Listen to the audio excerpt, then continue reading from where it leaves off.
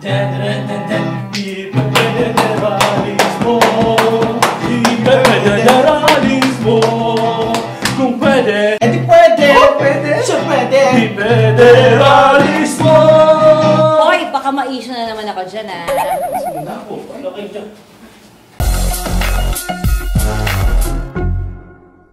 Hello, mga kasosyo. Hello mga kasosyo! Bakla, anong ginagawa ko dito? Madam, ang dami nang ina-explain dito. Okay na.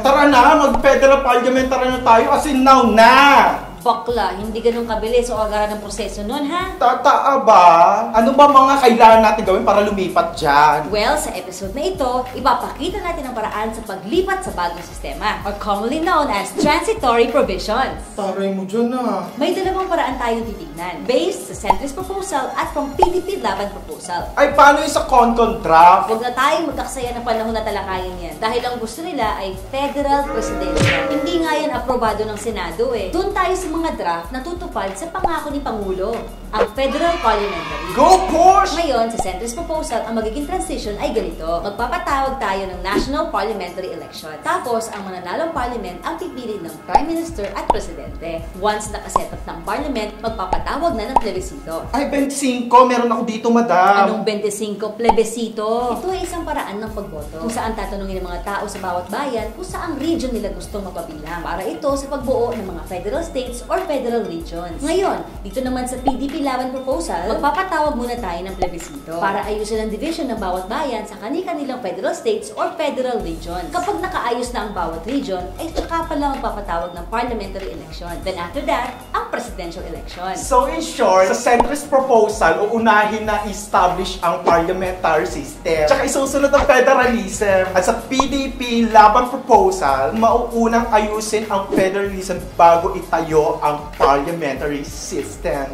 Galing mo dun, bakla, ah. May lagnat ka ba? Hindi madam. Meron kaya akong script. Ano na?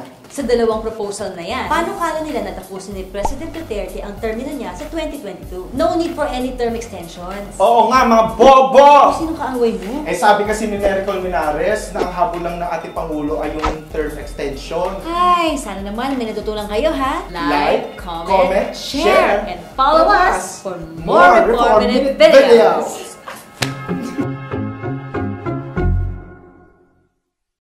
Mo, kung pwede.